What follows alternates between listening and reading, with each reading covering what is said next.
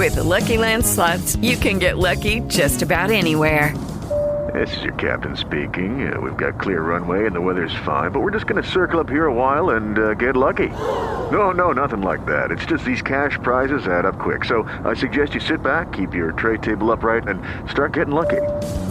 Play for free at LuckyLandSlots.com. Are you feeling lucky? No purchase necessary. Void where prohibited by law. 18 plus terms and conditions apply. See website for details. With Lucky Land Slots, you can get lucky just about anywhere. Dearly beloved, we are gathered here today to... Has anyone seen the bride and groom? Sorry, we're here. We were getting lucky in the limo and we lost track of time. No, Lucky Land Casino, with cash prizes that add up quicker than a guest registry. In that case, I pronounce you lucky. Play for free at LuckyLandSlots.com. Daily bonuses are waiting. No purchase necessary. Void where prohibited by law. 18 plus. Terms and conditions apply. See website for details.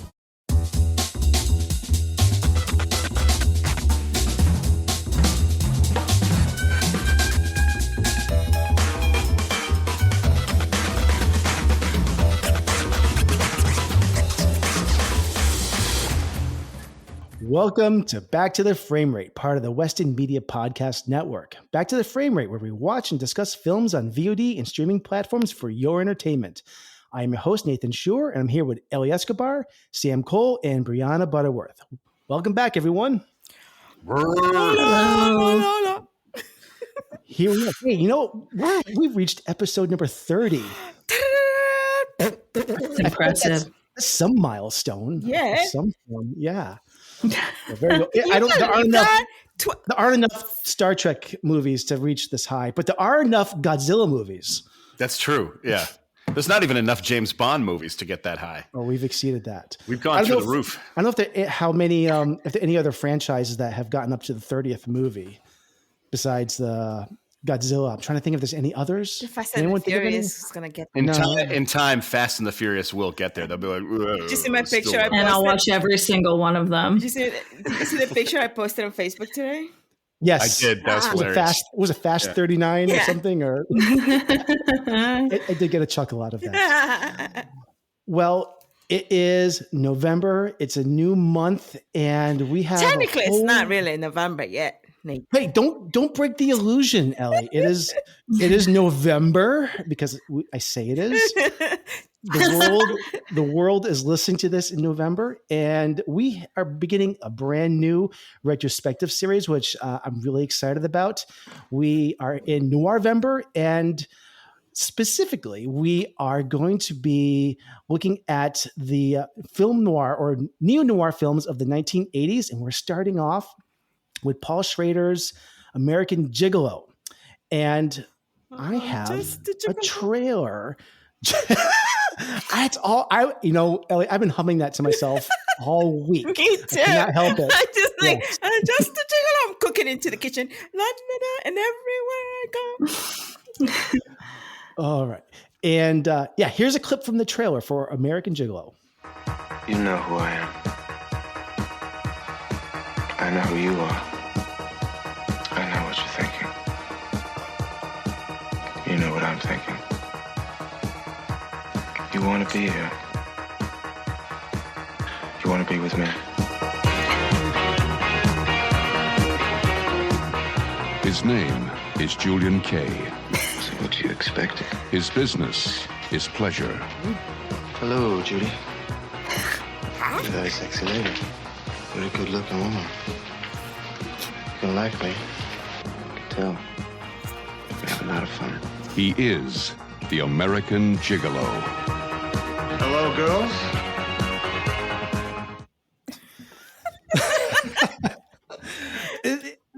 The trailer goes on and on. I had to cut it off because there's a 30-second music interlude, and then it keeps going. I love the trailer for this. But so that was a clip from that, and this came out. I was about to get into some of the details of this, but Sam, why don't you take it away for the movie facts? Greetings. live from somewhere. It's the movie facts for American Gigolo. This film was released in 1980 and was directed by Paul Schrader. It was edited by Richard Halsey, who also co-edited Rocky Edward Scissorhands and Sister Act 1. Not to be confused with Sister Act 2, Back in the Habit, which, let's face it, was not as good. The music was by the father of disco, Giorgio Moroder. The Neverending Story, Scarface, and 1984 Metropolis, which he also did. This film was distributed by Paramount Pictures. It had a budget of $4,800,000 and did decently well worldwide. It grossed $22,743,674,000. This film stars Richard Gere as Julian Kay, Lauren Hutton as Michelle Stratton, Brian Davies as Charles Stratton, and Predator's own Bill Duke as Leon James. Hector Elizondo as Detective Sunday, Nina Van Pallant as Anne, and on a fascinating casting note, the role of Julian almost went to John Travolta, but he had to back out due to family obligations because his mother was sick. Secondly, and thank God this did not happen, it almost went to Chevy Chase. No disrespect, Chevy, I'm glad it was not you. Christopher Reeve, before landing with a much more appropriate Richard Gere. That's Paul Schrader has some comments on the movie, but let's just say that both Siskel and Ebert gave it 3.5 stars separately, and Ebert called it a study in loneliness. Is it a study in loneliness? Find out from our review shortly. Thank you, Sam. You know what? Did you guys, anyone else read, Paul Schrader has never held back he's dropped a lot of truth bombs in his career. There is a lot circulating out there about his reasons why John Travolta left this project. It had nothing to do with family matters, but he said, I'm not here to spread rumors, but that the reason why is because John Travolta wasn't comfortable with his sexuality to be in this film. And that's the real reason why he left this. I could see that. I mean, yeah, it's certainly the movie's kind of aggressive with certain, you know what I mean? Like, yeah, I could see that. Yeah. Yeah, well, and Gere picked it up because of the homosexual undertones, which I thought was weird and interesting. But I thought John Travolta dropped out because it would be a disgusting choice for him. Terrible movie if it were made with him. I actually disagree. I think Travolta could have been in this film, and he would have had I don't know if I don't know if his career would have been any different. I don't know. They have a very similar career path in a lot of ways. I think Travolta, they're completely different actors. Yes. Oh, yes. They're different. I think Travolta could have pulled it off. I'm so glad it wasn't Chevy Chase, because I think he would have made it like a creepy comedy or something. Chevy Chase may have gone into more dramatic acting roles, perhaps. Who knows? I don't know. This is all speculation. But anyways, you know what? We didn't do this beforehand because we were trying to do this is like pick our order ahead of time. But let's just do this right now. We're going to go with Sam, Ellie, B, and then myself with our thoughts on this film. So Sam, why don't you jump in and tell us your thoughts on American Gigolo?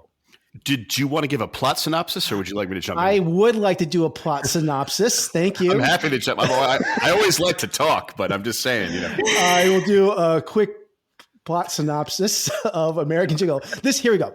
Julian makes a lucrative living as an escort to older women in the Los Angeles area. He begins a relationship with Michelle, a local politician's wife, without expecting any pay. One of his clients is murdered, and Detective Sunday begins pumping him for details on his different clients, something he is reluctant to do considering the nature of his work. Julian begins to suspect he's being framed. Meanwhile, Michelle begins to fall in love with him. So that is a plot synopsis from somewhere on the internet. What's our source, B? I don't know. But it doesn't matter. That sums it up. So, Sam, let's get to your thoughts on American Gigolo. So I would say, and this is just my opinion, Paul Schrader has definitely done some interesting films. I respect him. I also like Affliction with Nick Nolte. I did not know he directed that film. I like it a lot. For me personally, I did not particularly connect with this film, but I respect it I appreciated his effort. I thought the kind of noir world of Los Angeles was interesting. I especially liked seeing Los Angeles in 1980 when there's a lot more green trees around and less real estate and like less smog. That's nice. Mm-hmm. For me, I would say that I enjoyed the second half a lot better. This film runs just less than 2 hours.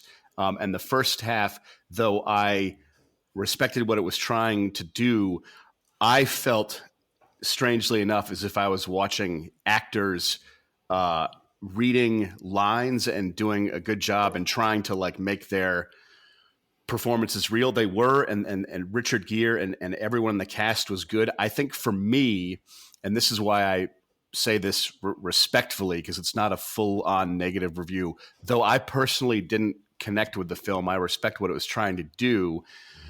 My rating system, with the 5-star rating system, I would give it 2.5 out of 5. And the extra half a star would definitely come from the second hour when the noose starts to tighten. I felt more suspense when he was accused and framed for the murder. That kind of worked for me, and I felt kind of engaged. I like slow-paced films. I've never had a problem with that. Deliverance is one of my favorite movies, and that movie is certainly not like a rushed down the river. I just did not. It's not the River Wild, that's for sure. It's not the River Wild. Nothing is. That movie's incredible. But I just didn't connect, although I respect it. And I know that in the film noir genre, part of the point of movies like that is you're not sure who a clear protagonist is or who an antagonist is. It's supposed to be murky. It's supposed to be, Roger Ebert was saying the film is a study in loneliness. And I did feel that vibe. I like the camera angles. I think some of the cinematography is amazing. I just felt a disconnect from the film. With the Lucky Land Slots, you can get lucky just about anywhere. This is your captain speaking. We've got clear runway and the weather's fine, but we're just going to circle up here a while and get lucky. No, nothing like that. It's just these cash prizes add up quick. So I suggest you sit back, keep your tray table upright, and start getting lucky. Play for free at LuckyLandSlots.com. Are you feeling lucky? No purchase necessary. Void where prohibited by law. 18+ terms and conditions apply. See website for details. And I can't tell if that was me because I've only seen it once. That was just my reaction. I will say I like the buildup of suspense. I like the climax, the second hour, a lot better when it came more alive. And there is nothing more entertaining to me than seeing Richard Gere stressed out and trying to solve problems. He's made a career of that. I love it when he's in Mothman and he's confused out of his mind and he's like, what the hell is going on around here? And so the movie like amped up in the second half. The first hour was fine. I thought the characters were good, but I didn't feel a sense of direction, and I just felt my attention start to drift. So I think my review is a little harsh. I could go up to 3. This is just my experience from one viewing, having no history or connection to this movie in my life before, but I did love the soundtrack and the atmosphere. So that would just be my general summing up. Soundtrack rips. Soundtrack's amazing. That'd be my general summing up without going into detail. And I did like Bill Duke a lot. And since we don't have to worry about spoilers or anything like that, him being like falling off the building, being semi thrown off by Richard Gere was a fascinating shocker to me. I was not expecting that. So slightly lukewarm, but not a negative review, not a wildly positive review. This is me having seen the film once. And that would be my sort of general assessment. Thank you, Sam. All right, Ellie. In fact, what are your Sam? I actually expected him to go off that porch. When he was in that apartment, I'm thinking, okay, when are you gonna throw him off? Come on, throw him off the freaking porch! Oh my god, it terrifies me that you saw that coming. I totally saw it coming. I was like, all right, my god! To me, it's like if you don't throw him out the window, I'm gonna be really mad because I'm already mad with the movie. Not mad, but I was just like bored. I was bored with the movie. That's the truth. It bored me because it dragged, and like Sam, I have to say it didn't pick up for me until like the second, probably towards the end of the movie. Preferably when he threw him off the window. That's when it picked up for me. That's where the switch happened. Yeah. But before that, to me, Ellie just needs some carnage. Yeah. I did wish they'd show him like land on a car with like a dummy and like blood, and I was like, I thought it was a funny scene because I thought it was he just gets stuck with the boots, and I'm like, oh my god, that's so funny. And the fact that I predicted it, and I was like, I really wanted that to happen, and I'm so happy that it did happen. So, but other than that, like for me at the beginning, the whole movie was just a drag. It dragged. It was so slow. And I do enjoy slow movies depending on the content. But the content of this movie didn't touch me, didn't touch my heart, didn't make me cry, didn't make me laugh. It just made me bore. And then, you say with all due respect. But anyway, respect to what? Because this movie is crap. I'm sorry. But here's the thing. I like Richard Gere. Having said that, he's freaking hot, okay? And is that him naked for real, or is that his body double? Because by the window, that was a full shot of Richard Gere. Penis too. And I think one of the first times that there's full frontal male nudity. No, well, I wasn't looking at anything else, but anyway. But so he's hot. He's so handsome. I really love everything Gere does. I watch practically every movie he's made, except for this one. I never seen it before. Huh. I know why. But so even the guy can walk like nobody else. He's got a strap. Like I love his walk. He's so like I don't know that I can't even say. It's not that he has elegance. He just has like this. He's got swag. Swag. That's it. He's got swag. And so I love the outfit that he's wearing when he has it on or off. And I like that. I like his walk. I love the cars that he drives.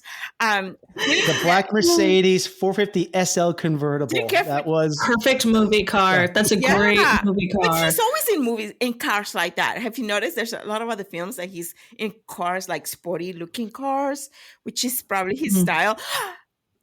But I don't care for the soundtrack, whatever.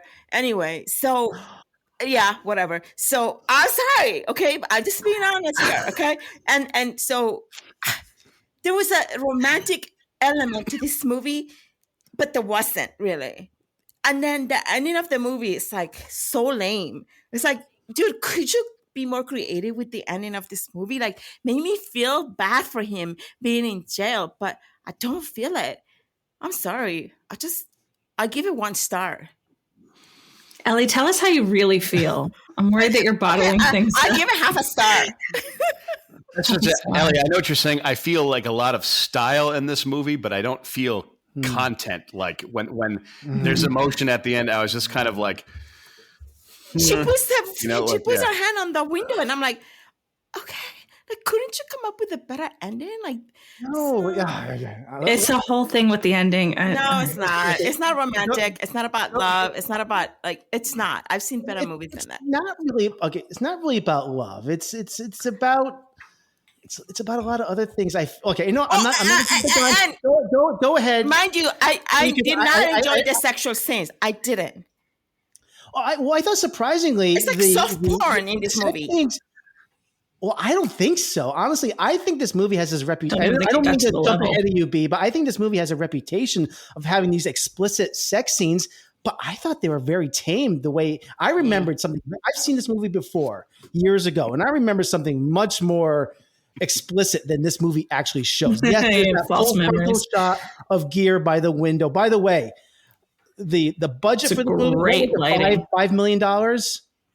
Half of that was spent on Venetian blinds in this movie. I'm telling you. I can see why. I can see why. I mean, they did great shots with those, two really nice shots with those. My point is that I don't think this movie was nearly as explicit as I remember it being. Honestly, there's so much more that I've seen in movies that aren't even considered. I think, look at Basic Instinct. Fatal Attraction. I think these movies, like Michael Douglas and Billy Baldwin from the 90s and all these movies, they go way further. That's what I mean. It's soft porn.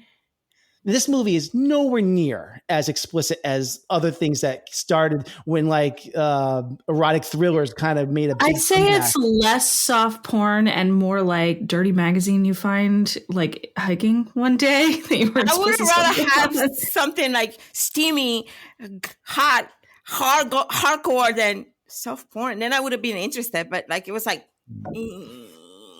I don't know, man. I'm backing off. I want to hear B's thoughts. Okay. Yeah. I love this movie. I'm sorry, guys. I love this movie. I love Paul Schrader. I think this movie is excellent at capturing male displacement. And I think, I don't know. I mean, it's a visual medium. I think style is substance to a certain degree. So I think it's a freaking stylish movie. It established the Giorgio Armani brand, you know? So you got points for that. It's got a supermodel and Lauren Hutton as the female lead. Everybody in this movie is hot. That's a good time. But I just think it does a really good job at creating this like disconnect. There's this sort of, I can't really find the word for it, but this like disconcerting feeling of like this person who doesn't quite blend with their background. Like there's discord that's happening between him and LA. And, you know, it's someone who desperately wants to fit in. And then he's sort of this outsider and where does he belong? And the only issue I really have with this movie is that it feels so one-sided coming from Lauren. And I think it's supposed to for a while, but I think that goes on too long. I don't think we're invited into Richard Gere admitting his emotions for Lauren until a little bit too late. But I think that part where he really starts to feel the tension and breakdown that Sam, you were talking about is amazing. I think it kicks it into a whole nother gear, but I don't think you have that if you don't have the sort of like fish swimming in the wrong size pond for a long enough time. I think you sort of need that first, and that sort of cool but off-putting, like it's not cool swagger, it's cool like cold, icy, that you don't always feel, that like Hotel California vibe. I think this captures that really well. I think the ending's great. He ripped off Bresson's pickpocketing. He openly admits to it. I think Schrader does best when he's mining from Bresson's oeuvre. I think he did a great job. I think he ripped off pickpocketing in a couple movies. I think it works. Yeah, I gave it a 4 out of 5. I love it. Great. All right. Like I said earlier, I hadn't seen this movie in a while, and I'll admit that the first time I watched this, I don't think I was the biggest fan of this. I don't think I really understood what I was watching. I think I expected something else. But I think the greatest satisfaction that I've taken away from this time watching this is that I watch this more as a mood piece than anything else now. Mm-hmm. I can almost picture Paul Schrader pitching this film to Paramount as a concept with no script at all. But what I think he did emphasize when he was going to the executives, he just said stylish, sexy, provocative, and it's set in Los Angeles. That's all he had to pitch to them. And I think that's really what this movie it encompasses down to. So my thoughts. I was surprised how this film was structured. We spend a lot of time with Julian in his day in the life, his job as a male escort, the meticulous decisions that he's making with his wardrobe. His Giorgio Armani suits are his battle armor, which I got a kick out of. He must choose the right weaponry for each job every night. I got a kick out of this. It's a solid 40 minutes before there's any real threat or danger or the plot really kicks in.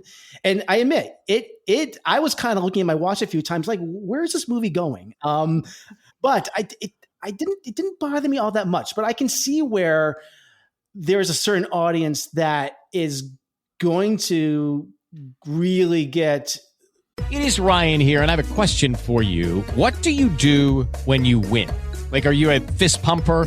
A woohooer, a hand clapper, a high fiver. I kind of like the high five, but if you want to hone in on those winning moves, check out Chumba Casino. At ChumbaCasino.com, choose from hundreds of social casino style games for your chance to redeem serious cash prizes. There are new game releases weekly, plus free daily bonuses. So don't wait. Start having the most fun ever at ChumbaCasino.com. No purchase necessary. VGW. Void where prohibited by law. See terms and conditions. 18+.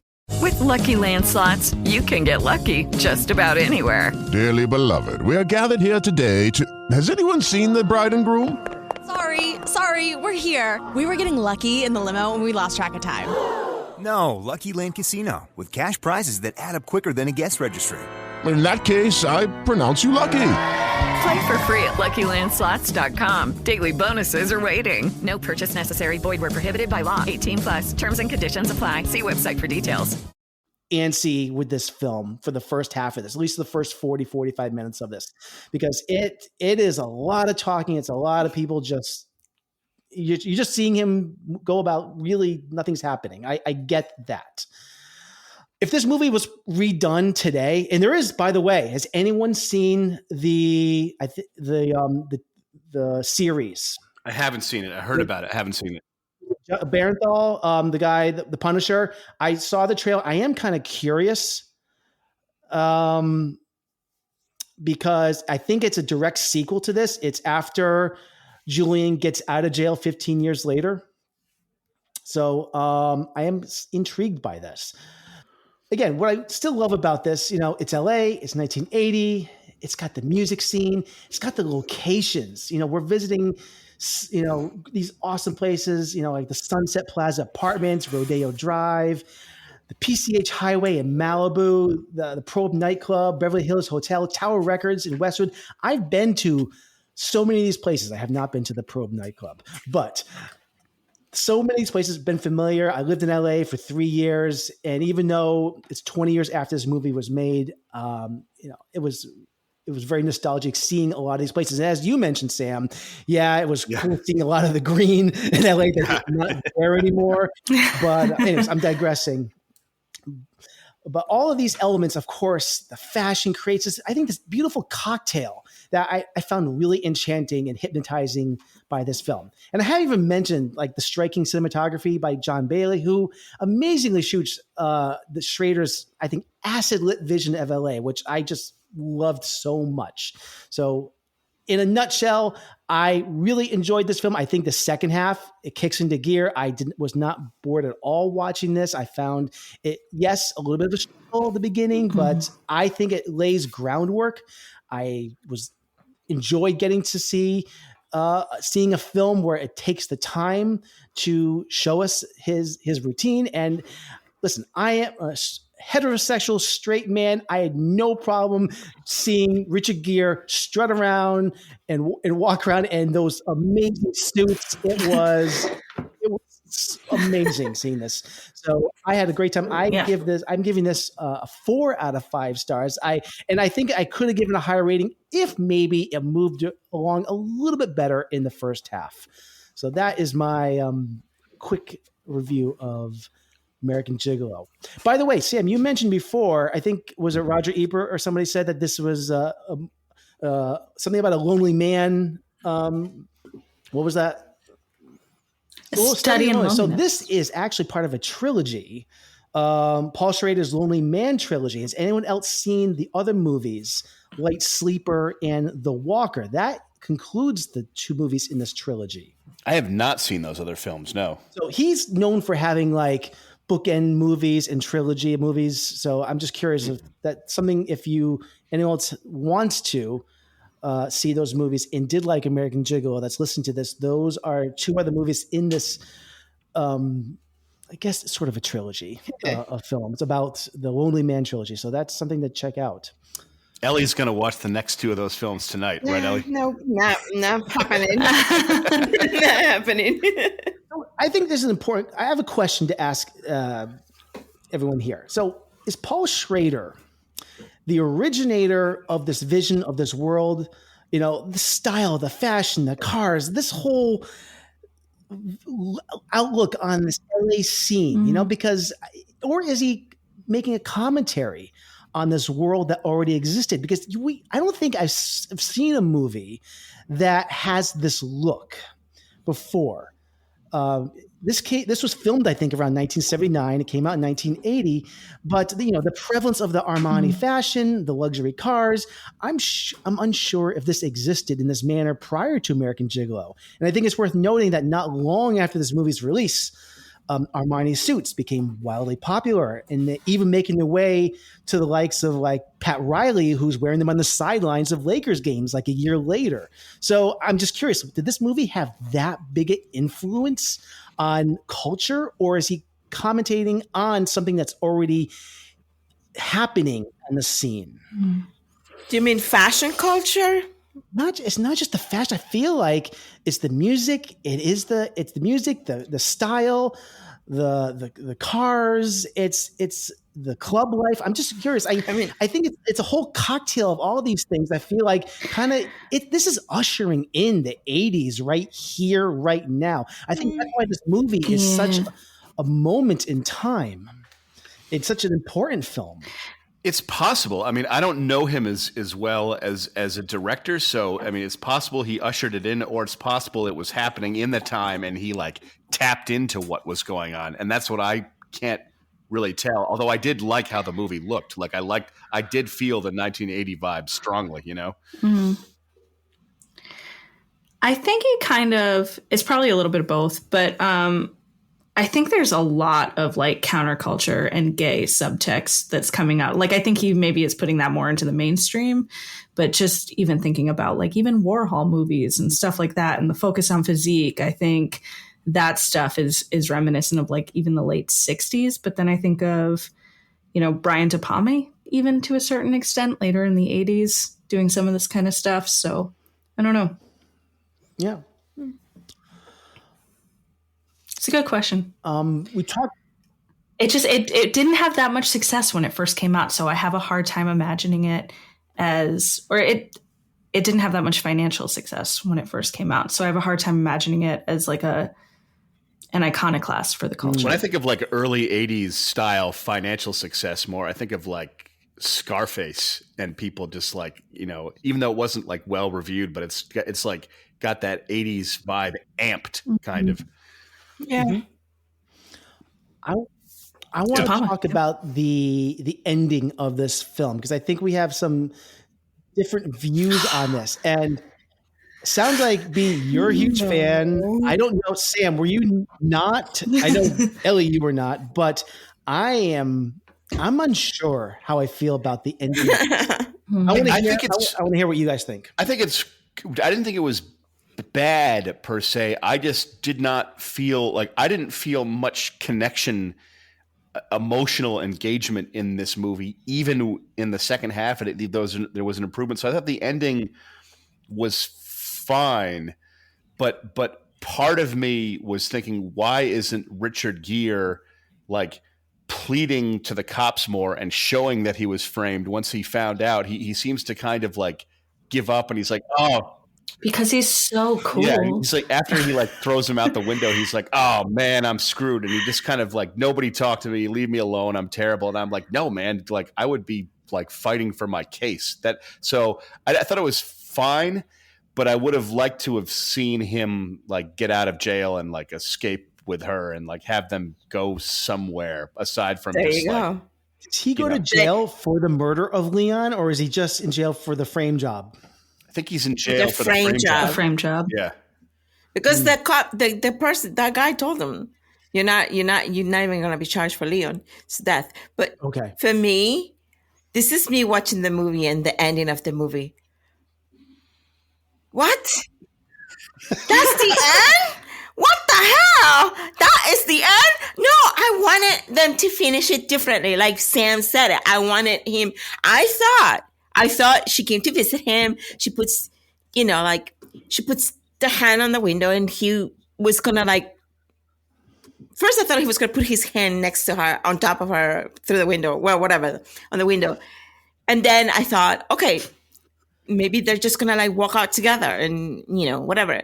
I know it's a reference to the Luc Besson film, but it also has a very biblical connotation too. Biblical? What movie were you watching? Because that's not what I was watching. That's what I felt. Biblical. Okay, I want to hear what you mean by that. I just think it did. He's like, I just felt that. Okay. Yeah. He actually talks about it in a biblical sense. He says that it was a grace note as unwarranted as Christ promised to the thief on the cross. Who said that? The Paul Schrader. He said he lifted the ending of Pickpocket and gave it to Julian Kay, a grace note as unwarranted as Christ's promise to the thief on the cross, which I think is really in line with Schrader's view of this like holier than thou male archetype and the redemption that he's getting at the end of this movie. It feels redemptive. Yeah. She had mentioned she was going to Rome. I thought they were going to get like on a plane or something. Yeah, like exactly. That's what I'm waiting for. I'm waiting for that moment. Like, oh hell yeah! Like that would have even been a little bit more like, yes, it's romantic. Not going anywhere. So I just want to say a couple things about the ending. I think that this ending is very sloppy. Actually, Michelle's visiting him in jail, and they have this scene where she visits him, and then it goes to this another interrogation scene. And it fades out between them. And I was like, what? Yeah. And then they return with another interrogation, another scene where they're together. And that's the final scene. I believe this part of the film could have been a lot more concise, especially considering we're approaching this very quiet and emotionally charged moment at the end. The extended ending, it felt like it has like 3 endings or something. I don't know. And it's leading to... It could have just shifted up her interrogation and then just had the time that they're together. Question whether Schrader had a well-defined vision for this conclusion, particularly with those fade outs, which weren't present anywhere else in this movie. It made me think that ending was really haphazardly re-edited, or he didn't really know what he had or how to put it together. That's what I felt. I felt that kind of like it didn't quite land, and like I'm half joking here, but like when he put the hand up on the window, I half expected the Curb Your Enthusiasm music. Where it's like, dude, and you're like, it's over, dude. That's what it felt like. And I was like, what? Or even at least give me some romantic song that goes with the window thing, but nothing. It's just like it does just blip. Kind of end. Yeah. Blip. I liked it. I don't think it was like perfectly executed, but I liked it. I thought it kind of humanized him, and the whole thing was her being like, "Oh, you just like you go to work. You go to work when you're with me." And then he was seen as like a 3-dimensional person. And then Blondie played, and I was happy enough. I love Blondie, and I love Blondie, and I love the song. This movie didn't have anything for me, so just nothing. Carlos came down and she's like, "What's the matter, Mom?" She saw my face. He goes, "What's the matter, Mom?" "I'm dying, Carlos. I'm dying watching this stupid movie." No, I'm just kidding. This movie's just not. Oh my God. Carlos, it's I don't know. I'd take The Exorcist 2 over this movie. Wow. What do you think? What do you think about his yellow gremlin that he has to drive? He has to get rid of his Mercedes and drive the yellow gremlin.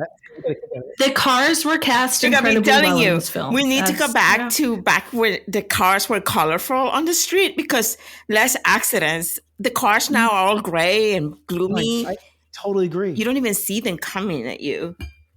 Like that. Yeah. I mean, I don't think that's the reason for the accidents, right. But yeah, I agree. It might help. Yeah, more color. I don't know if you want to give this information away to the world, but where are you right now? Me? Oh, I'm in Whistler, British Columbia. Oh, okay. I don't know if you were near LA yet, but how? Not near LA. No. I so badly want to drive the PCH. Again. Oh, I love the PCH. What's interesting to me about this movie is because I live in LA now, and like the LA itself does not particularly, and not in a bad way, does not particularly exude its own atmosphere. It's like this big open blank that directors put their own impression on. Mm-hmm. So it's interesting seeing Paul Schrader of it, but it's very pleasant. I mean, I love the PCH.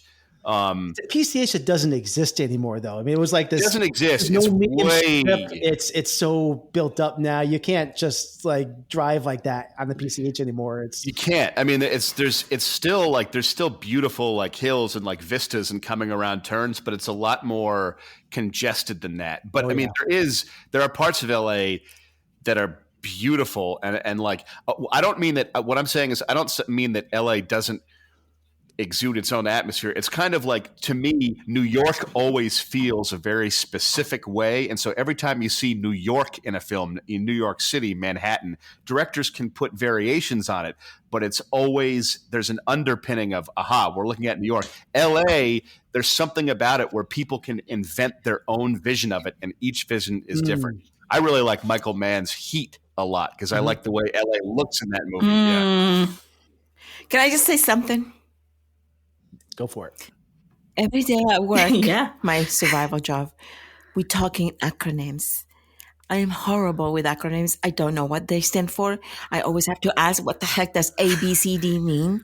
And when you say PCH, I'm breaking my head and I'm thinking, like, why do acronyms follow me? So I had to actually Google it and say, what is PCH? It's Pacific Coast Highway.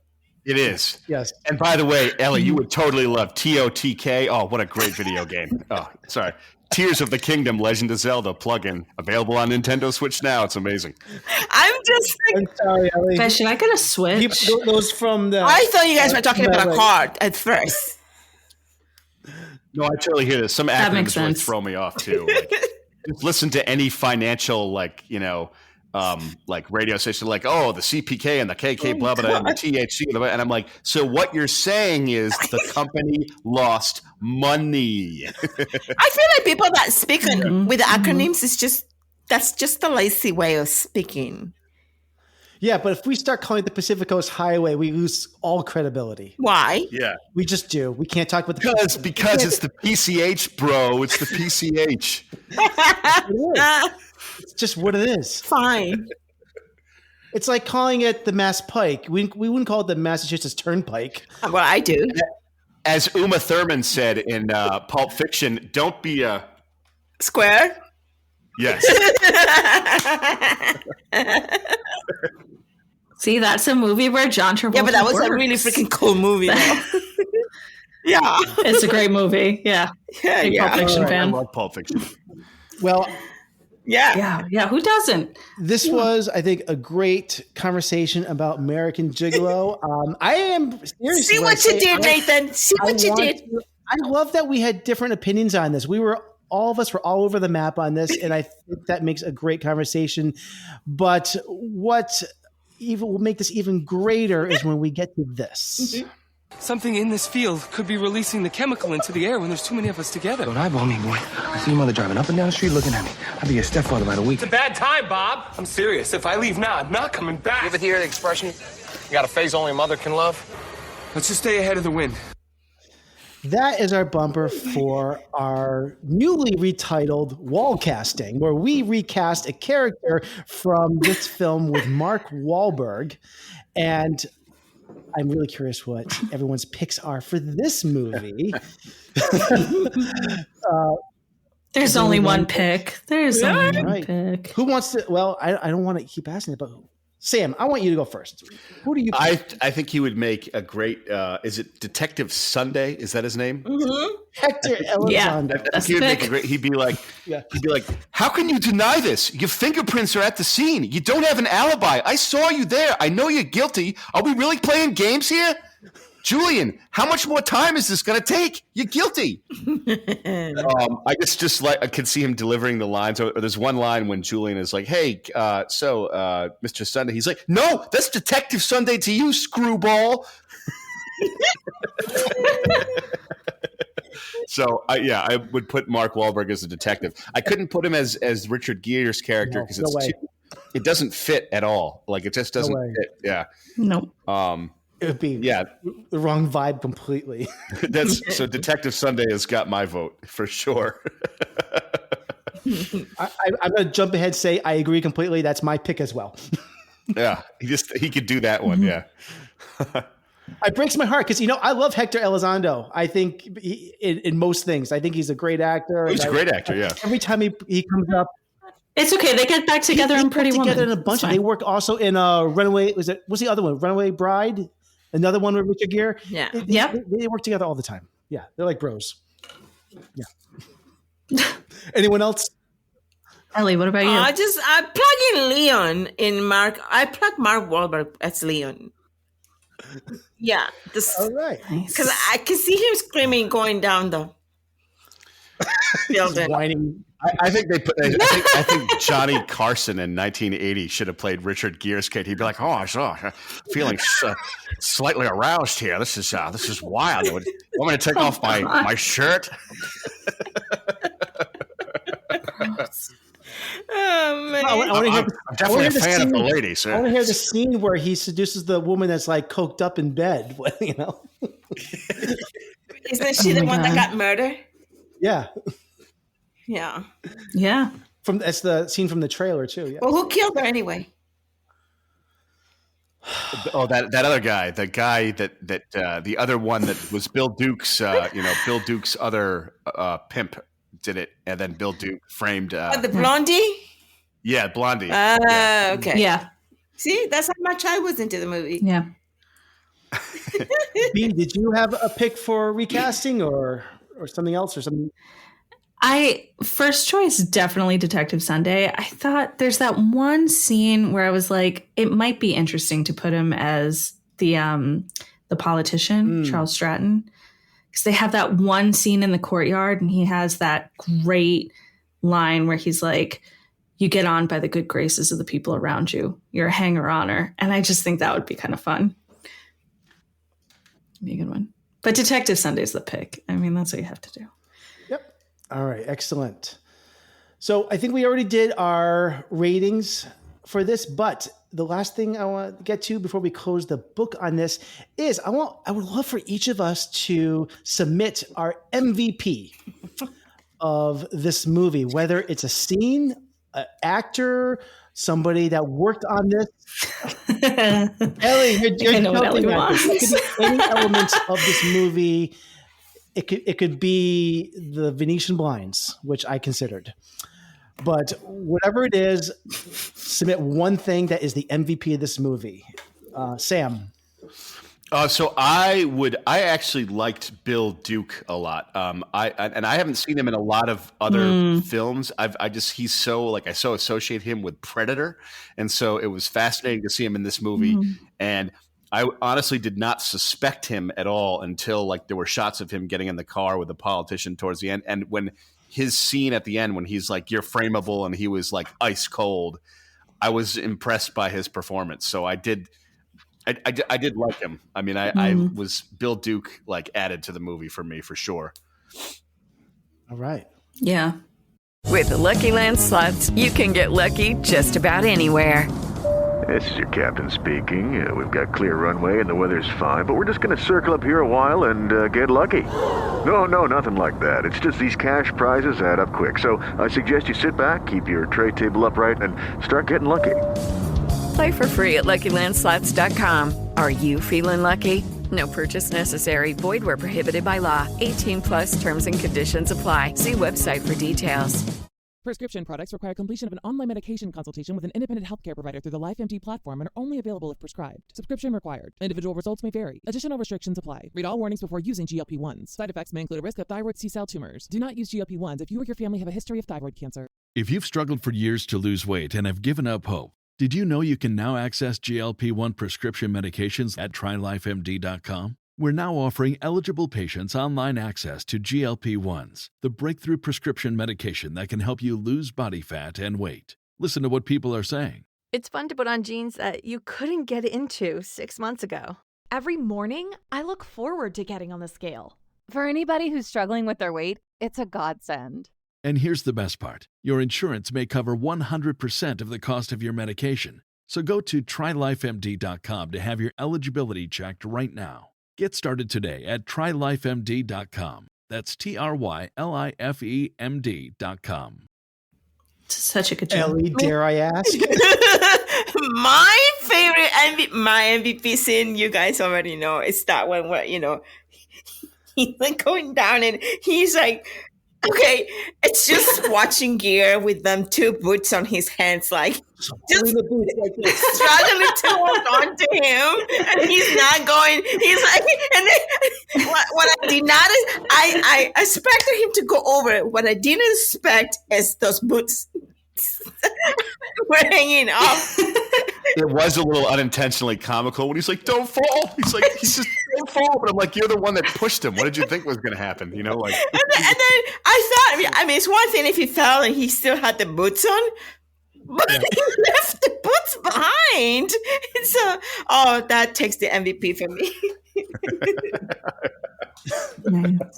B, what's your MVP? Soundtrack. Excellent. Great soundtrack.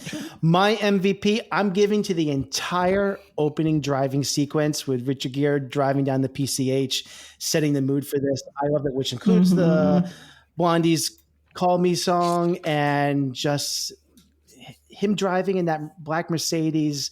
I love that so much. That's because you think that's you in that Mercedes driving the MPCH. Perfect. Whatever you say. MPCH. What's that phrase like? Women want him and men want to be him. It's that whole thing, You know, Nathan, I somehow picture you just doing this to your hair, But at the same time, I can say that, but you know what? These are emotionally and intellectually vapid people. These are not smart people. So I'm not really jealous of anybody, including Richard Gere in this movie. This guy doesn't really know what's going on in the world. I don't think he's not an educated man. So he's street smart, but I'm not jealous of him really. No. Let me tell you, I think Richard Gere takes ballet dancing classes. Yeah. That's why he walks the way he does. Yeah, and he knows 6 languages. He's got some things going for him. But those looks are not going to take. Richard Gere is still a good-looking man at 74. So I shouldn't say those looks are not going to take him too far. They did take him far. So never mind. So is Sam Elliott. Sam Elliott is hot. Sam Elliott? Yes, I find him extremely sexy. So when you think Richard Gere, you think Sam Elliott? I'll take Sam Elliott, Ford, and Gere, all 3. I still think Johnny Carson in the main role. He'd be like, "Oh, I would have charged $5,000, but $2,500 for you, sweetheart." Johnny Carson's not hot though. Oh my god! I know. That's why I'm doing the antithesis of what. No, he reminds me of Bush. He does. The young Bush, the President Bush. Oh wait, there was 2 Bushes that were president. Not the dad, the son. The son. Yeah. All right. Well, thank you for this conversation. As we transition to our next segment, I just want to express our gratitude for tuning into our show. Your feedback on our discussion of American Gigolo means a lot to us. You can connect with us on Facebook and Instagram by searching for Back to the Frame Rate, or email us at backtotheframerate@gmail.com. Your support is greatly appreciated. And if you have a moment, please consider leaving a rating and review on Apple Podcasts, Spotify, or your preferred podcast platform. Thank you sincerely for your support. Oh, in addition, we're excited to announce the release of our newsletter, Frame Rate Monthly. By the time this episode drops, our second episode or edition or newsletter will have dropped already. The newsletter is packed with details about our podcast, including what we're currently watching, upcoming discussion topics, interactive polls, and other engaging content. To subscribe to the newsletter, simply send an email to us at backtotheframerate@gmail.com and be sure to include newsletter in the subject line. And speaking of the newsletter, I think I want to do this. If you are a subscriber, or something that I think would entice people to subscribe is we have a poll in the newsletter, and I would love everyone that's listening to participate in it. And since we're in Noir-Vember, the poll question is, what is your favorite decade of film noir movies? And it's either 1940s, 1950s, 1960s. 1970s, 1980s, or 1990s. I know that's a lot of options, but if you go to the poll question, I will have a link in the show notes. You can go to our poll and pick what your favorite decade of film noir movies are. Film noir / neo-noir. And there's a lot of options for each of those decades that you can select from. So it's just whatever decade is your favorite decade of film noir. So yeah, and I think that's going to be a poll that's going the entire month of November. And for the last episode of November, we will announce what the winning decade was. So yeah, let's get a bunch of people to participate in that. And I'd love to see what everyone picks as the favorite decade. So yeah, there we go. Let's move on to our recommendation shelf. Sir. What? Are either one of these any good? I don't watch movies. Well, have you heard anything about either one of them? I find it's best to stay out of other people's affairs. You mean you haven't heard anybody say anything about either one of these? Nope.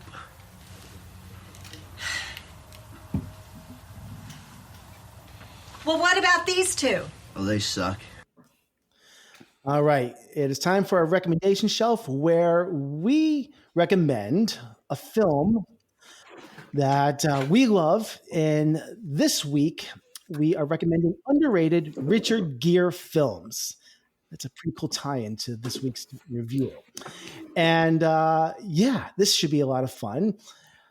Is everyone ready for this? Sí. Ready. All right. Sam, since you are going first for everything this week, let's begin with you. Number 1, Ferrari. Anyway, I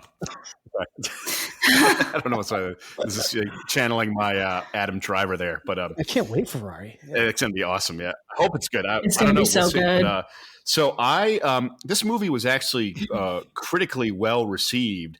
I'm putting it in underrated Richard Gere film because I don't know if a lot of people have seen it, and I love this movie. It's called Arbitrage. Came out in 2012. I haven't seen it. Directed by Nicholas Jarecki, and it budget of $12 million, box office $35 million, and the cast is amazing. It's Richard Gere, Susan Sarandon, Nate Parker, Tim Roth, Britt Marling, and many, many more. I love this movie. I think it's amazing. It's really unfair to compare it to American Gigolo because they're two different beasts. For me personally, I find it incredibly suspenseful, emotionally engaging. I will, without giving things away, because there's something that happens at the beginning that I really think should be a surprise if you haven't seen it. Richard Gere is a billionaire, successful New York businessman, flies all around the world, gets into trouble early on in the film, and Tim Roth is the detective that comes after him. I feel an emotional connection to this movie. It's suspenseful. It's amazing. The dialogue, the writing, the acting. I would put this in my top 20 favorite films. If you guys get the chance to see it, I really don't want to give too much away because it's recent enough that if anyone's interested and haven't seen it, it's not film noir, but it's definitely thriller, detective story, and it is unconventional. It plays with tropes. It does not play out typically, and Richard Gere's performance is excellent in it. I've seen this movie several times, and I think, just speaking for the three of you, obviously I have no idea what your reaction would be, but my guess is it'd be towards the positive. Ellie, I think for some reason that you would specifically like this movie a lot. I absolutely love it. That's my recommendation. I don't want to say too much about it, but if you guys haven't seen it, check out 2012's Arbitrage.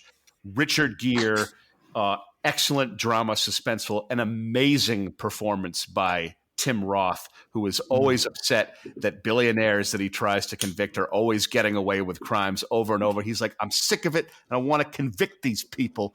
And it's great. That's all I'll say. A glowing 5 out of 5 stars for me on that one. Yay. Great. This has been on my radar for like 10 years. I have never just gotten around to it, though. Thank you. Yeah.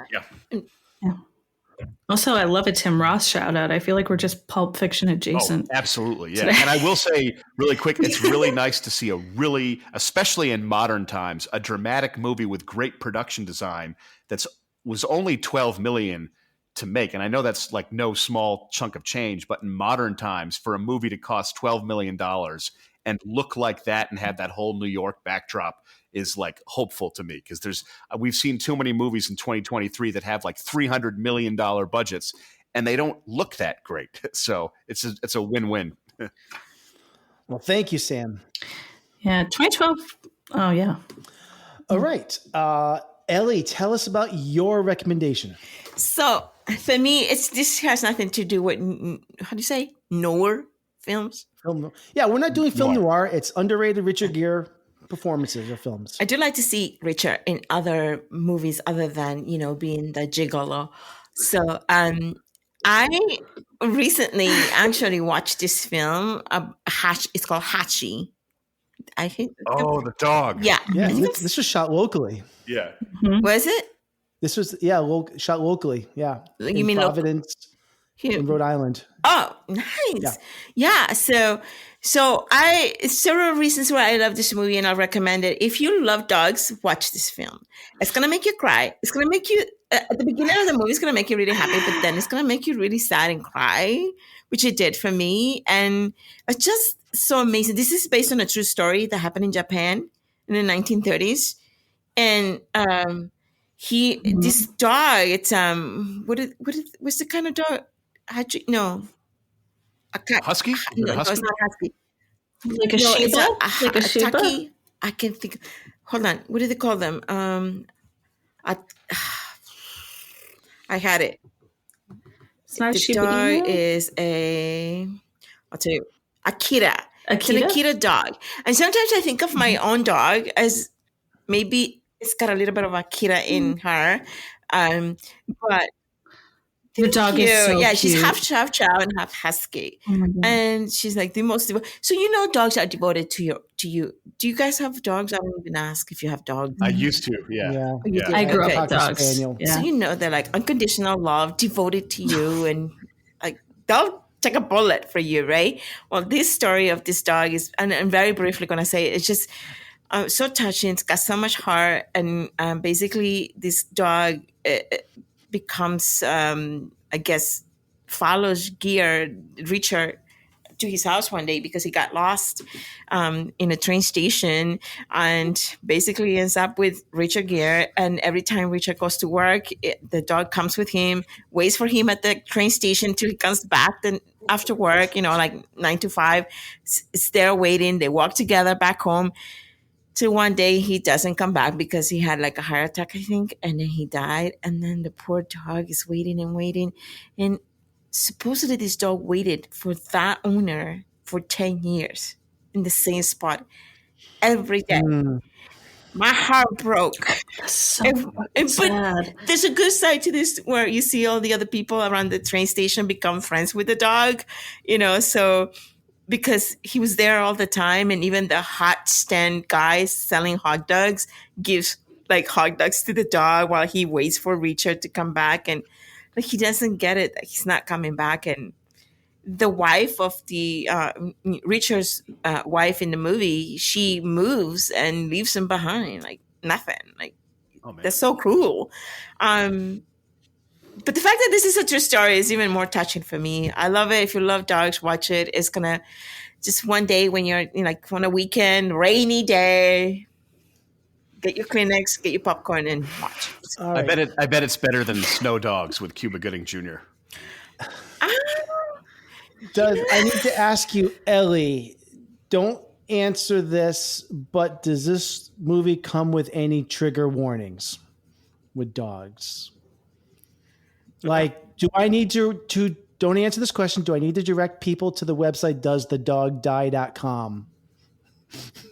That's the dogdie.com? Why would you do all dogs die and go to heaven, but eventually? I mean, there are like I don't want you to answer this movie. question because I don't want you to spoil the movie, but there is an important website out there for people that are very sensitive about this called doesthedogdie.com, where anybody who's listening that is interested in this movie can go to that website and plug in a title for a movie that includes a dog, and they can see ahead of time if the dog is okay at the end of the movie. I have to do this for every movie that my daughter watches that has a dog in it now. So I'm just letting people know if they're curious for this movie. And this is a real thing. This is like dogs in movies is a real trigger for people. Yeah. So I'm just letting anyone know that. Not that I recall. I think it's just basically he gets old. Okay. Waiting Anyway, for the owner. you don't have to spoil it, but I'm just letting the audience know that this is a website that you can check out. Never knew of that website. It's a resource. Yeah. And it doesn't just cover dogs; it'll cover other things too. Right? But you get the snakes, decapitation, farting, choking, anti-Semitism, a lot of things. You can see all sorts of triggers. Yeah, triggers. I did see a squirrel get run over once, and it was kind of funny. But anyway. All right. Oh, Sam. By the way, and I keep wanting to do this before we get too far away through our recommendations. Sam, where is Arbitrage? I think that's on Tubi and Pluto, and you can also rent it on VOD. And I was just looking here that Hachi is, I think you put Prime, but I think it's only available on video on demand for rental or purchase, as far as I can see. Yeah. Streaming agencies. Yeah, it's not streaming anywhere, but it's available for purchase or rent. Yeah. Okay. B, what is your recommendation this week? Sure. I chose Breathless, the 1983 reimagining of Godard's movie. Of course, the 60s French classic. It's just kind of a fun, wacky performance from Richard Gere. I think you get to see a different side to him. I think he plays it intentionally weird. I think he runs I don't know. It's just kind of a funky performance from him, but I think it works. I think it works with the sort of zaniness of the movie. It's just fun. It's just something fun and different to check out if you want to see a totally different side to his portfolio of stuff. So check it out and, do a double feature. I've debated Breathless as my recommendation because I actually like this movie probably more than I should, because I think it's my first exposure. Can I say it? First exposure to Richard Gere was Breathless. I thought Gigolo was your first one. No, Gigolo was our first exposure. No, I saw Breathless probably at a way too young of an age, back in probably the early mid 80s or so. I don't know what I was probably watching. Is it Natasha Kinski? Yes, I think so. That brought me into adulthood. So. Probably Natasha Kinski. I don't know, but yeah, that was an experience. It is a fun movie, I just think it's cool performances. It's a fun reimagining. It's got a totally different feeling than Godard's movie. So I think if you're watching it expecting like an American take on a French New Wave film, I don't think that's what you're going to get.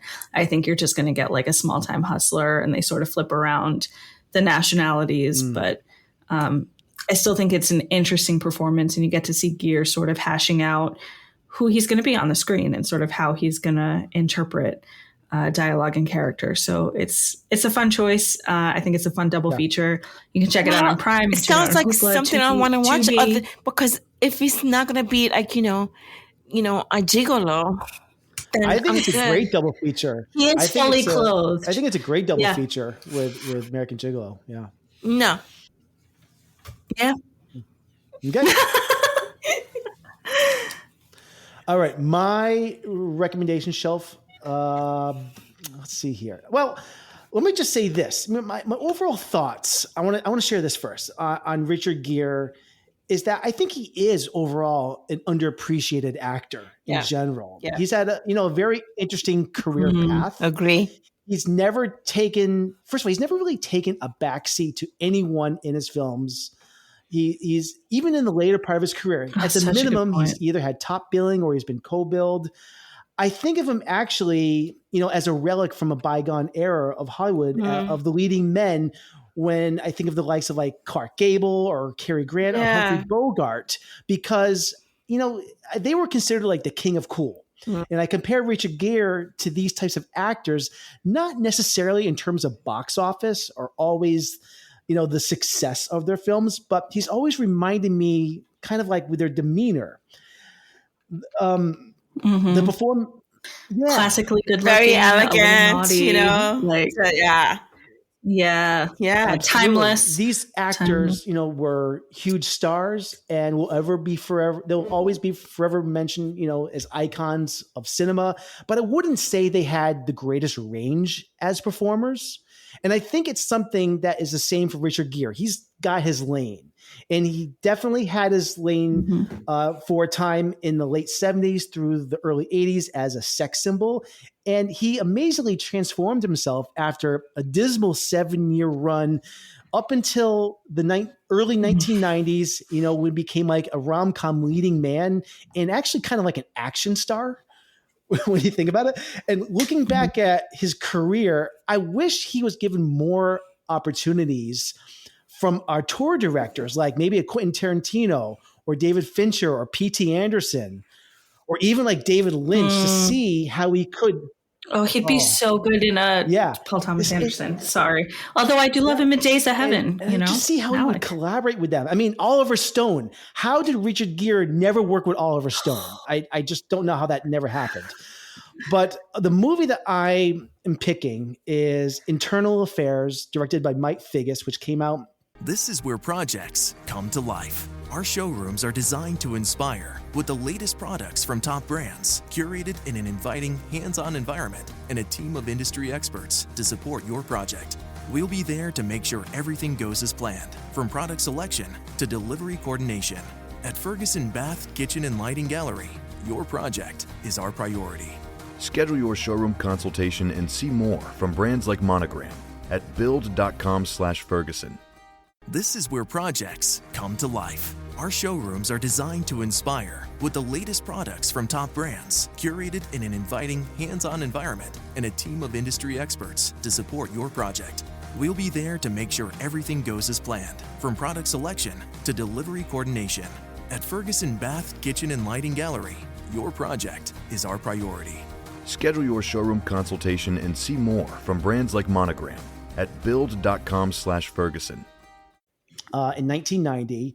And I'm picking this for a couple of reasons. First of all, I think this film truly marks the beginning of the second renaissance for Richard Gere's comeback after a disastrous period between 1984 and 1989 when he was in a series of critical and commercial flops. It came out in January of 1990, just 2 months prior to Pretty Woman, which came out in March. That film obviously took over the world, put Julia Roberts on the map, and once again made Gere a bankable leading man. Internal Affairs also stars Andy Garcia, Nancy Travis, Laurie Metcalf, and it's one of Billy Baldwin's very first performances. So this is a crime thriller revolving around police corruption, and it centers on the two leading performances from Richard Gere and Andy Garcia, who I think are really wonderful in this. Garcia is this young, idealistic internal affairs officer assigned to investigate police corruption in the department, which leads him to Gere, who's this highly decorated police officer. Gere is absolutely Machiavellian in this film. Not only is this an extremely underrated Richard Gere performance, I also think it's one of the most underrated movie. He's one of the most underrated movie villains of all time. To use the term unscrupulous, I think is an understatement. I only wish Gere took on more opportunities throughout his career to play characters like this. He's always kind of, I think of him as either the romantic lead or usually the morally righteous hero. And this is such a great turn for him to play such an evil person. I've never seen him do a role, unless I have not seen every movie in his catalog, but I can't think of another movie where he plays a character that is just so morally corrupt and such a horrible person. Mm-hmm. And I love this because of that. So this is a film that I watched over and over and over again in the 90s, and it's one of my favorites. And I think it still holds up. I rewatched it again recently, and I think it's just as good as it was when I was seeing it many times in the 90s. So this is Internal Affairs, and right now it's streaming on Prime Video and Paramount Plus, and it's on VOD. I do love it, Internal Affairs. I really liked it when I watched that. Shout out again to Arbitrage, because though he's not evil in it, he's corrupt. He's towards that direction. So yeah. Well, and I love this because I haven't seen any of your recommendations. So this is really this makes me want to see Arbitrage even more now. I want to see Arbitrage. Have you ever seen Unfaithful? I love that movie. Oh my God. Unfaithful's right? good. I was just It was that movie that made my grandmother recite the most harrowing line I've ever heard her say. She looked at me dead in the face and said, "Wouldn't mind having Richard Gere's boots under my bed." And that's the moment I learned my grandmother was a woman. So, by the way, guys, there's the scene where they stand in the lineup in Gigolo.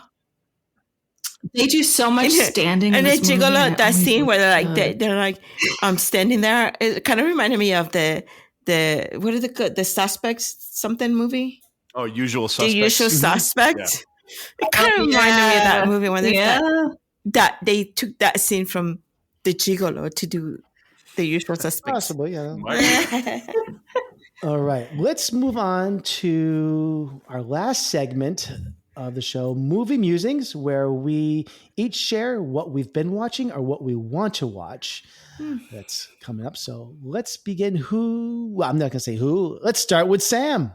Hey, everybody. So I will mention a movie that I want to watch. And this is not a usual choice for me, because this is a sequel to a movie that by all accounts I should not have loved as much as I did, because it commits a bunch of CGI sins. It's like overloaded with special effects. It's stuffed. It's like montage-esque in its pacing. But I actually, for some reason, love this movie. I'm referring to 2018's Aquaman.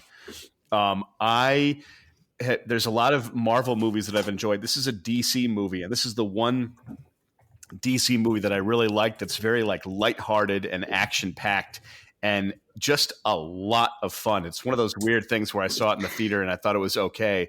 I like it more and more. I'm excited for Aquaman and the Lost Kingdom coming out December 22nd. It's the James Wan magic, James Wan, baby. exactly. I love James Wan, and like he just made it so much fun. And I really like the first one, so I'm nervous. I'm hoping that lightning strikes twice, because the movie is like sublimely ridiculous. And I saw the trailer for the second one, and you can't tell with a modern trailer, because like it looks fine, but it's kind of like trailers these days are somewhat impenetrable, not in a bad way, just in a kind of marketing way. So I hope it's good. I'm looking forward to it. Don't know a lot about it except the basic plot. I just had so much fun with the first Aquaman. It feels like part action epic, part Goonies, part spectacle, just drenched in CGI, which usually I don't like, but it was like joyous overkill, fun craziness. So looking forward to that movie for sure. Great. I love that. He waved his magic wand. Yeah, exactly. It's fun. Ellie, are you ready to go next? Yes. So I've been watching, hold on. I've seen, this weekend I saw Pain Hustlers, which, Emily Blunt, which I love her, and I love Emily, and one of my favorites, Captain America. Okay, Chris Evans, he's so hot. Anyway, I worked with him before on set, yes, and I got to see him like this close, and we got to talk. Anyway, but he's the sweetest man ever, very kind. Okay, so I watched Pain Hustlers 2023 on Netflix by David Yates, I guess. It is about the pharmaceuticals. He did something besides Harry Potter? Oh, wow. We did. He directed some Fantastic Beast movies as well. It's like, hey, that's all he's been doing. The guy has done like 7 like Harry Potter franchise films in a row, I think. But that's impressive. But there you go. It's actually a really good movie, and it's based on this, the pharmaceuticals and the selling of opioids, and and how really I think it was a great film, but it's a good film for Netflix. And I love the actors, and I love what it stands for, which is about, the morality of these pharmaceuticals, that they don't have any morals. They just sell you drugs. And we as humans are slaves to medical drugs anyway. So watch it. Then I watched No Hard Feelings 2023 with Jennifer Lawrence, another one of my favorites. I thoroughly enjoyed that. There was nothing wrong with that movie. Every part of that movie I enjoyed thoroughly. Everything. I especially loved the nude scene with Jennifer Lawrence where she does kung fu. It's just like, what? When she came out of... You could have given me a million years to guess how your sentence would end, and I wouldn't have gotten it. There's a great, not to spoil too much, but if anyone has not seen it here on the podcast or in the audience, there's just an amazing scene with her coming on the beach, just kicking ass, completely naked, and it's so unexpected. I don't want to spoil too much on it, but no, go ahead. It is amazing. And the thing is, Jennifer Lawrence is such a I love her because she don't care about anything. She is who she is, and she's not apologetic about who she is. And I love that about her, because I can't be the same way. I don't have to apologize to anybody about who I am. It is, you take me as I am or you don't. I don't really care. And she's the same way, and I love it. It's the fact that she's interviewed by, after the Oscars, says, "What are you wearing?" She goes, "What am I wearing? A dress. What are you asking me for?" Like, that's something that I would answer anyway as well. So I was like, yeah, that's my girl. Anyway, I also watched Bodies, a limited series on Netflix. Dude, whoa. Have you seen that series yet? I'm hearing a lot of buzz. Hearing a lot of good buzz. Okay, it's throwing me for a loop, and I haven't finished it yet, but I don't know what to make of it yet. I don't know what's going on. I really don't know what's going on. But it's very what do you call it? Quantum mechanic. I used to go with Quantumania. And I love anything quantum mechanics. So and I don't know. I can't tell you. It's just very intriguing, mysterious, scientific. And it takes, it's about 3 different, what do you call it? Seasons, decades. It's based in 1890, 1941, and then 2023, and then 2053. Oh, cool. So I don't know what it's about. I'm still in the mysterious part. I haven't yet figured it out. What platform is Bodies on? Netflix. Okay. All right. Yep. Thank you, Ellie. That's awesome. B, what have you been watching? Well, I know our listeners are going to be hearing us in the future, but I'm coming at you from the past where it's not quite Halloween. So I've been doing my spooky stuff. I was really excited. I hadn't seen this yet. I finally got to tuck into Abel Ferrara's The Addiction, which I just thought was really fantastic. 1995. It's on the Criterion Channel. Abel's the king of cool. I think if you like Jim Jarmusch, if you like No Wave, if you like black and white movies in New York, this is a good one and you should check it out. I thought I can see how it would be polarizing. I think it could easily come across as pretentious, but I thought it was really well executed. I thought it moved. It has brilliant casting. Edie Falco is in it. Christopher Walken is in it. Check it out. It's just a great vampire movie and very open about it being an analogy for addiction and Ferrara's own journey with that. So I thought it was great. And then later on in the week, I did a little Giallo double feature with Mario Bava's Blood and Black Lace. And then I moved into Argento Suspiria, two total classics. I think they're indelible to the genre. For listeners who don't know, Giallo, the Italian horror genre, sort of the precursor to the more vulgar American slasher film, but really great at making style a substance and talking through the visual language of light and color and shadows in a really fun kaleidoscope of horror. Suspiria, man, it's just, Argento didn't invent the genre, but he really perfected it. Just peak of his craft, right time in history, freaky as heck. Could watch it all day. So good. All right. Okay. So I had busy. Somehow I managed to watch a decent amount of things, but I'm going to try to be brief about it. First thing I actually watched this movie twice this week, and it didn't mean to, but I watched this on my own, and then I ended up watching this with my family after the fact. And this is You Are So Not Invited to My Bat Mitzvah from I heard this was good. Sandy Cohen. This is the newest film from Happy Madison Productions, Adam Sandler's company. And this stars the entire Adam Sandler family: Sonny Sandler, Sadie Sandler, Jackie Sandler, and of course, Adam Sandler. Also stars Idina Menzel, Luis Guzman, and Samantha Lorraine. Now, I used to enjoy Adam Sandler's early films, probably up through Big Daddy was the last one that I really enjoyed. Mm-hmm. Then they got really stupid, and I have not really kept up with them. Mm-hmm. But even though this is a Happy Madison joint, this is technically a comedy. It is not a traditional Adam Sandler comedy. This one really does have a heart and a message to it. It's about a daughter of this family who's preparing for her bat mitzvah, and she's 13 and in the 7th grade and is going through all the drama that a 13-year-old girl goes through: boys, social media mishaps, angst with friends and frenemies, and of course all the tension with her family.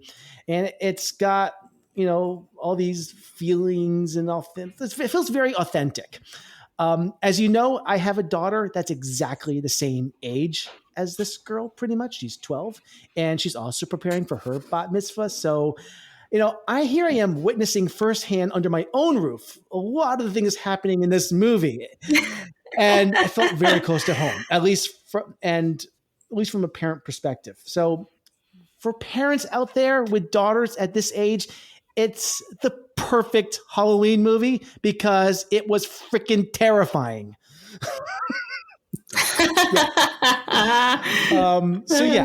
I watched this, and I came out and I told the rest of the family, I think I have a movie that we should all watch together. Scared the hell out of me. But yeah, and Adam Sandler, if he deters you, don't worry. It is not a slapsticky movie. It really is a decent movie. Mm-hmm. So anyways, that is what I watched a couple times this week. I also watched, since we watched American Gigolo, I decided, I want to catch up with the latest from Paul Schrader. So I watched the most recent one, Master Gardener, which came out a year ago. This it seemed like the perfect way of is anyone else familiar with this film or his trilogy of the Man in the Room trilogy that he did, which includes First Reform from 2017 or 2021's The Card Counter? Yeah. The Card Counter. I love both of those movies. I thought First Reform was a masterpiece. I actually like both those. I actually like The Card Counter a little bit more, but they're both phenomenal. Anyways. I need to see it again. So I think Master Gardener is by far the weakest of the three for me. It stars Joel Edgerton, who I typically like in movies, but I think in this film, the casting didn't work for me. Also has Sigourney Weaver and Quintessa Swindell, I think is how you say it. In a nutshell, Joel Edgerton is a gardener working in an estate run by Sigourney Weaver. Weaver's niece comes to the estate to join the workforce, but her mom died, and Edgerton is asked to take care of her and take her under a wing and show her the ropes of gardening. We learn about his dark past, which creates this interesting dynamic, and as to why he takes a liking to this niece. It's a very, very odd movie, which shouldn't surprise you, but it didn't really work for me. Overall, I thought this film was just really strange, and I found it very unsatisfying. But it's a bummer. If you compare this to First Reformed in the card counter, I think it's inferior. So that's that. And although hard to live up to the hype of those. I did catch up on Killers of the Flower Moon, and I'm not going to give much of a review because you guys said everything about it last week, and I echo everything you said. This movie absolutely gutted me to the bone. I think it may be Martin Scorsese's greatest film since Goodfellas. I think it absolutely is his best film since Goodfellas, and maybe his second or third best of all time. I love that movie. So all I'm going to say about it. And one other thing I watched was, because as you already mentioned, it is, even though this is coming out in November, it is just before Halloween. I watched Angel Guts High School Co-Ed. This is a series of first movie of a series of films from this is what's the director of this? This is Chizu Son, who is kind of this, he's like a Japanese exploitation director. He's been around for decades and decades. I think he passed away 10 years ago or so. I forget exactly. But I said, I'm going to see what these movies are about. And I watched the first movie in this series of films, and it was something. This movie has some really horrific abuse towards women, which made this hard to watch. But I will say that it really is an art house film, and I love a well-crafted, low-budget, grimy, filthy bootstraps production when I see one, and this one was interesting. And I am curious to see the rest of the movies in this series. But if you have an issue with horrible violence toward women, do not watch this movie because it holds nothing back. But yeah. The last thing I just want to say, because I cannot wait for this, Silent Night is the new John Woo movie coming out on December 1st. Yes. The holidays are around the corner. So I think, yeah. I just wanted to put this on everyone's radar. It looks like a hell of a lot of fun. The trailer is out everywhere. It's an action thriller. It has no dialogue. It stars Christian McCurry, who many know from the Suicide Squad films. He plays Rick Flag in those movies. Probably the best part of those films, especially that first one. That movie was trash, but Christian McCurry was great in it. I'm just psyched because John Woo is returning to Hollywood. It's his first American feature since 2003's Paycheck. It looks like it's going to be a bloody good time, and I can't wait to see it in the theater. It's coming out December 1st. So there's my exposition dump of everything that I've been watching or can't wait to see. There you have it. So any other final thoughts before we wrap it up? Okay. Thank you. Sam, I see you still trying to test your eyes there. You're fine. Don't worry about it. Yeah. You're just getting old. Okay. Yeah. All right. Well, this was fun. I need water because I've been just talking for like 8 minutes straight here. Mm-hmm. Okay. Well, that concludes our show for this week. We sincerely appreciate your listenership this week. As a final reminder, if you're enjoying what you hear, please consider leaving a rating and review. Your support truly brightens our day. The ideal platforms for this are Apple Podcasts or iTunes, or whichever platform you use to access our content. To stay updated, don't forget to subscribe to our monthly newsletter, Frame Rate Monthly, by sending an email to backtotheframerate@gmail.com. Back to the Frame Rate is a proud member of the Weston Media Podcast Network. Stay connected with us on Facebook and Instagram and Threads. You can find that at Back to the Frame Rate. And of course, the most effective way to support us is by sharing our episodes on your social media platforms. That's it. The show is over. Goodbye.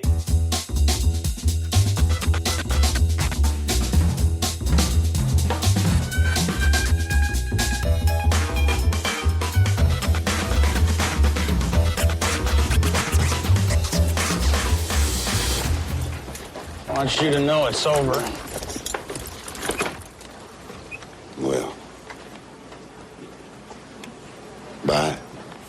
This is where projects come to life. Our showrooms are designed to inspire with the latest products from top brands, curated in an inviting, hands-on environment, and a team of industry experts to support your project.